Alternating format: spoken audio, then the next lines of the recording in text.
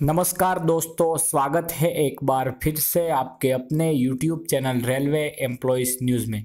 दोस्तों, इन खबर न्यूज़ के हवाले से 7th पे कमीशन को लेकर न्यूज़ आ रही है कि केंद्रीय सरकारी कर्मचारियों के लिए न्यूनतम वेतन और फिटमेंट फैक्टर में कोई भी बदलाव नहीं किया गया है। उसका क्या कारण रहा है? 7वें वेतन आयोग के तहत 50 लाख से ज़्यादा केंद्रीय कर्मचारियों और पेंशन भोगियों के न्यूनतम वेतन और फिटमेंट फैक्टर में कोई बदलाव नहीं हुआ है।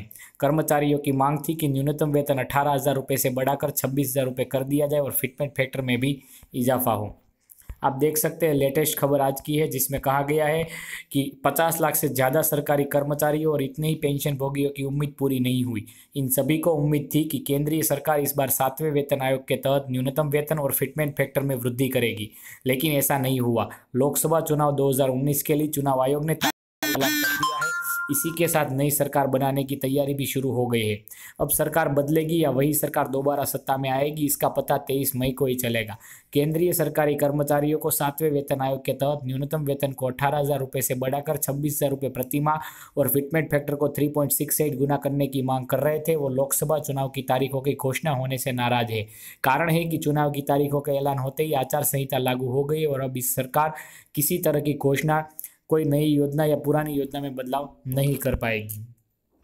अगर आगे इसमें कहा जाए तो वहीं प्रधानमंत्री नरेंद्र मोदी की अगुवाई वाली केंद्र सरकार ने आचार संहिता लगने से पहले महंगाई भत्ते में 3% की बढ़ोतरी की घोषणा की थी। इसका फायदा लगभग 50 लाख केंद्रीय सरकारी कर्मचारियों और पेंशन भोगियों को सीधा मिलेगा। हालांकि फिर भी सरकार को केंद्रीय कर्मचारियों की नाराजगी देखनी पड़ेगी। सरकारी कर्मचारी नाराज है क्योंकि सरकार ने न्यूनतम वेतन और फिटमेंट फैक्टर में वृद्धि की उनकी मांग नहीं मानी है। न्यूनतम वेतन और फिटमेंट फैक्टर में कोई बढ़ोतरी नहीं करने पर केंद्र सरकार के कर्मचारियों को निराशा हाथ लगी है। वित्त राज्य मंत्री पी राधाकृष्णन ने दावा किया कि सरकार के कर्मचारियों द्वारा 7वें वेतन आयोग की सिफारिशों के तहत न्यूनतम वेतन और फिटमेंट फैक्टर में बढ़ोतरी की मांग को स्वीकार करने की योजना पर हाल कोई विचार नहीं कर रही है। उन्होंने यह दावा एक बार नहीं बल्कि 2 बार किया है। तो दोस्तों, आपको बता दें कि अभी तक न्यूनतम वेतन और फिटमेंट फैक्टर में बढ़ोतरी को लेकर कोई ऐलान नहीं हुआ है और लोकसभा चुनाव के तक कोई भी ऐलान हो भी नहीं सकता है क्योंकि आचार संहिता लागू हो चुकी है।